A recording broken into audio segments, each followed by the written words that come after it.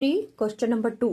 Consider the following parallelograms. Find the value of the unknown x, y, z.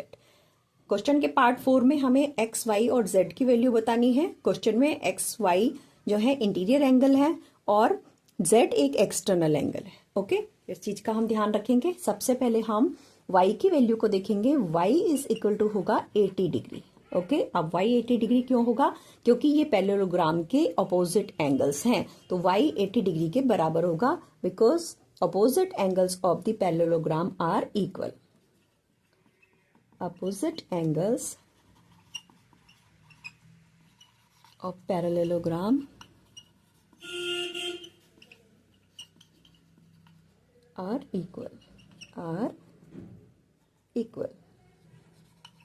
एक चीज का हमें ध्यान रखना है कि हमें जो है क्वेश्चन की प्रॉपर्टी को बहुत ही मस्ट है लिखना. ठीक है, अगर हम प्रॉपर्टी नहीं लिखेंगे तो हमें मार्क्स नहीं मिलेंगे. तो हमने y की वैल्यू को फाइंड किया, अब हम x की वैल्यू को फाइंड आउट करते हैं. तो x में अगर हम y को प्लस करेंगे तो हमें मिलेगा 180 डिग्री. क्यों मिलेगा 180 डिग्री? क्योंकि ये पैरेललोग्राम के एडजेसेंट एंगल्स हैं. ठीक है, पैरेललोग्राम के एडजेसेंट एंगल्स हैं. तो adjacent angles of parallelogram are supplementary. कैसे एंगल होते हैं ये? सप्लीमेंट्री होते हैं, मतलब कि ये 180 डिग्री का एंगल फॉर्म करते हैं. ठीक है, यहां से हम y की वैल्यू x की वैल्यू को फाइंड आउट करेंगे. y की वैल्यू हमें पता है कि 80 डिग्री है. 180 डिग्री.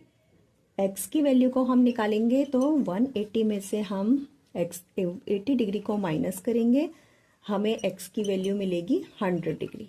ओके, x की वैल्यू हमें 100 डिग्री मिली.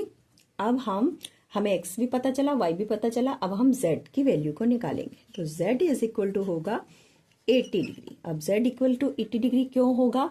क्योंकि जब दो पैरेलल लाइंस को एक ऐसी लाइन इंटरसेक्ट करती है बीच में से, तो जो उसके एक ही तरफ के एंगल्स होते हैं जिन्हें कि कॉरस्पॉन्डिंग एंगल्स कहते हैं, वो आपस में इक्वल होते हैं. तो ये जैसे ये दो पैरेलल लाइंस को एक ये लाइन इंटरसेक्ट कर रही है, तो यहाँ पे ये वाला जो एंगल होगा इस वाले एंगल के इक्वल होगा. तो z is equal to 80 degree. क्यों? क्योंकि ये कॉरस्पॉन्डिंग